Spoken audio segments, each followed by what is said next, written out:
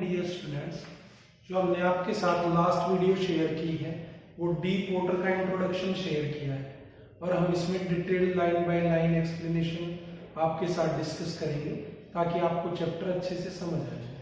पहली वीडियो में हमने आपको बताया था कि ये मैन माउंटेन से एक शब्द लिया गया है और उनकी खुद की स्टोरी है कि कैसे पानी से उनको डर लगता था और कैसे उस डर पर काबू पाया। शुरू करते हैं प्यारे बच्चों। It started when I was 10 or 11 years old. I decided to learn swimming at YMCA. कि ये कब शुरू हुआ? जब मैं 10-11 साल का था तो मैंने डिसाइड किया कि स्विमिंग सीख ली जाए YMCA पूल पर, क्योंकि जो याकीमा रिवर थी उनके पास, उनके घर के पास याकीमा नदी भी थी, पर वो ट्रेचरस थी, थोड़ा डेंजरस थी और कभी ना कभी न्यूज आती रहती थी कि कोई डूब गया नदी में, अब वो डूब गया, अब वो, तो that's why his mother asked him several times that Yakima river was treacherous and YMCA pool was safe. That's why he decided to learn swimming at YMCA. अब एवर्शन टू वाटर कब शुरू हुआ? जब वो 3 to 4 years old थे तो एक बार अपने फादर के साथ कैलिफोर्निया बीच गए थे। He accompanied his father to California beach when he was 3 to 4 years old. अब big wave swept over him, एक बड़ी सी वेव थी उनके ऊपर से चली गई और काफी ऊंची लहर थी, उनको लगभग डुबो दिया। तो तब से उनका पानी से जो एवर्शन था, जो डर था, फियर ऑफ वाटर, वो शुरू हुआ। और फिर जब ये पानी का डर था तो धीरे धीरे जब वो 10-11 साल के थे तब भी ये डर यूं का यूं बना रहा। तो इसी डर पर काबू पाने के लिए उन्होंने decided to learn swimming at the age of 10 or 11 years old because aversion to water started at the age of 3 to 4 years due to an unpleasant memory of California beach. तो कैलिफोर्निया बीच की एक unpleasant memory जिसमें एक wave ने लगभग उनको डुबो ही दिया था, उसकी वजह से जो उनको एवर्शन टू वाटर हुआ, जो फियर ऑफ वाटर क्रिएट हुआ, उसको काबू पाने के लिए he decided to learn swimming at the age of 10 or 11 years old, at the age of 10 or 11 years at YMCA pool because pool was safe and river was treacherous. फिर वो कहते हैं कि जब उन्होंने स्विमिंग सीखना शुरू किया तो वो खुद ही जाते थे और अकेला जब रहता था पूल तो वो स्विमिंग नहीं करते थे ताकि कुछ और बच्चे आ जाए। फिर वो विंग्स वगैरह पहन के, जो छोटे बच्चे पहनते हैं, और वो और बच्चों के साथ स्विमिंग करते थे। धीरे धीरे उनका डर थोड़ा सा कम होने लगा। तो जब ये कम होने लगा तो एक अनप्लीजेंट सी हैपनिंग हुई या मिस हैपनिंग आप कह सकते हैं। क्या हुआ कि वो बैठे हुए थे पूल के साइड में and a big bruiser of a boy approximately 11 years old came to Mr. William Douglas and told him, "Hi Skinny, how are you? Would you like to duck in the water?" जब वो एक बड़ा तगड़ा सा लड़का जो एक beautiful physical specimen था, मतलब बड़े चेस्ट, अच्छे से मसल्स वगैरह, तो काफी फिजिकली बढ़िया बिल्टअप था उस 11 साल के लड़के का, वो आया और उनसे कहता है, क्योंकि विलियम डगलस थोड़े दुबले पतले थे, तो उनको कहता है, hi skinny, would you like to go for a duck in the water, कि क्या आप एक डक के लिए पूल में जाना पसंद करेंगे? और ऐसा कह के उनको उठा के पूल में डाल दिया। तो जो पूल रहता है स्विमिंग पूल, तो स्विमिंग पूल बच्चों थोड़ा सा आप लोगों ने भी देखा होगा कि यूं रहता है, कहने को कि ये मैंने दिखाया है कि इस एंड पे जो पूल है वो थोड़ा सा शैलो रहता है, पानी गहरा नहीं रहता और धीरे धीरे ग्रेजुअली पानी गहरा होता चला जाता है। तो यहाँ पे शुरुआत होती है 2-3 फुट से यहाँ पे 2 to 3 फीट से शुरू करेंगे और फिर ग्रेजुअली बढ़ते बढ़ते ये 9 फीट तक इसकी डेप्थ चली जाएगी। तो शुरू में छोटे बच्चों के लिए और फिर धीरे धीरे जो बढ़िया स्विमर्स या बड़े बच्चे हैं या जो भी स्विमिंग सीखने आते हैं या जो अच्छे स्विमर्स हैं वो इधर से डेक वगैरह भी लगा होता है, बोर्ड प्लैंक, वहां से डाई वगैरह भी करते हैं। तो आप पूल से शायद आपको ध्यान आ जाए कि ये शुरुआत में कम गहरा रहता है बट ये ग्रेजुअली धीरे धीरे डीपर एंड की तरफ चलेगा। तो उन्होंने क्या किया, उस बिग ब्रूजर ऑफ बॉय ने विलियम डगलस को उठा के इस गहरे एंड की तरफ उछाल दिया। तो जब ये उछाल दिया उनको तो ये नीचे जा रहे हैं तो एक टेरर और फियर ने उनको जकड़ लिया। बट विलियम डगलस थॉट कि as soon as I will touch the bottom of the pool, कि जैसे मैं बॉटम को टच करूंगा मैं अपने जो पैर का पंजा है उससे पुश करूंगा ऊपर की तरफ आने के लिए और बहुत आसानी से मैं ऊपर आ जाऊंगा। और थोड़ा बहुत स्विमिंग उनको आती थी और फिर स्विम करके और किनारे पे चला जाता। तो जब वो जा रहे हैं तो नीचे जा रहे हैं तो उनके पैर ग्राउंड से टच हो ही नहीं रहे। 9 feet seems to be 90 feet. जो 9 फीट की गहराई है पूल की वो लगभग 90 फीट लगती है। तो वो जाते हैं, फाइनली जब टच करते हैं तो वो टच तो कर पाते हैं ग्राउंड को टच तो कर पाते हैं, पर जितना फोर्स से उसने सोचा था विलियम डगलस ने कि मैं ऐसे जंप करके ऊपर निकल आऊंगा, उतना फोर्स से वो ऊपर नहीं आ पाए और उनका सिर्फ आंखें बाहर आ पाई, नाक और मुंह बाहर नहीं आ पाए। और वो उतने अच्छे स्विमर थे नहीं, उनको पानी के अंदर इनहेल और एक्सहेल करना नहीं आता था। तो क्या हुआ, nothing but yellow dark water, nothing but yellow dark water.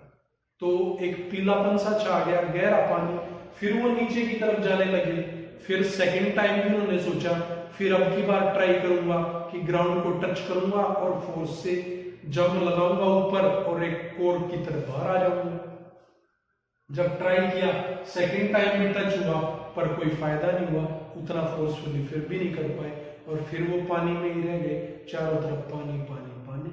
और जब फिर वो नीचे जाने लगे, थर्ड टाइम भी उन्होंने ट्राई किया, उन्होंने लगभग 3 बार ट्राई किया पर इन वेन, बेकार में, कोई यूज नहीं हुआ। Terror seized him, paralysed under water, all effort ceased, I must go to sleep.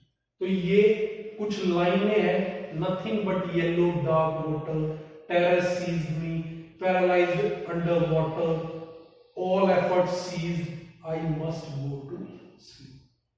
तो जब ये लास्ट में कह रहा है I must go to sleep in tender arms of my mother, तो राइटर कहता है कि जब थर्ड टाइम भी एफर्ट फेल हो गया, वो बाहर नहीं निकल पाए पानी से और सारे एफर्ट्स बेकार चले गए, तो ये शब्द है जो उनके डर को, फियर को, टेरर को दिखा रहे हैं, जो चैप्टर में लाइन बाय लाइन लिखे हैं। Nothing but yellow dark water, terror seized me, डर ने मुझे जकड़ लिया, I was paralysed under water, all efforts ceased, सारे प्रयास रुक गए, I must go to sleep in tender arms of my mother.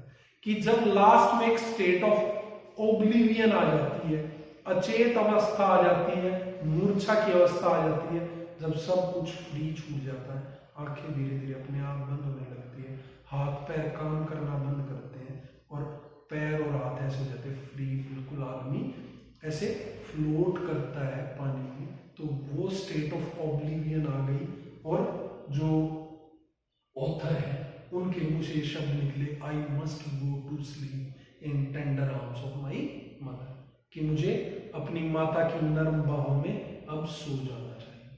वो स्टेट क्यों आया कि वो धीरे धीरे पानी अंदर चला गया, बाहर आ नहीं पा रहे, इनहेल और एक्सहेल पानी में करना नहीं आता, तो मूर्छा की तरफ, क्योंकि पानी अंदर चला गया, अब वो बेहोशी की तरफ चले गए अचानक से। लेकिन जब थोड़ी देर के बाद उन्होंने देखा वो स्टेट ऑफ ऑब्लिवियन में चले गए, अचेत हो गए, थोड़ी देर बाद उन्होंने देखा कि वो पूल की साइड में लेटे हुए हैं और कुछ लोग उनको घेर के खड़े हैं और वो big bruiser of a boy कह रहा है, but I was only fooling the big bruiser of boy was telling to the people.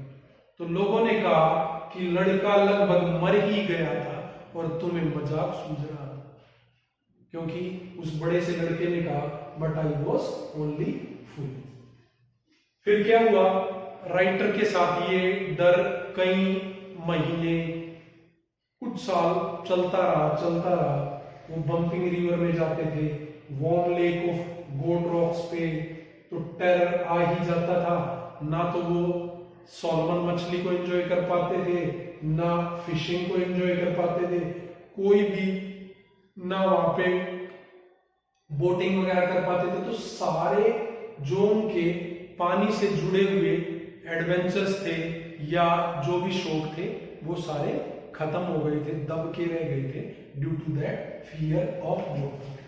Haunting fear of water followed. वो जहां भी जाते थे पानी के पास, ये हॉन्टिंग फियर ऑफ वाटर उनको फॉलो करता था।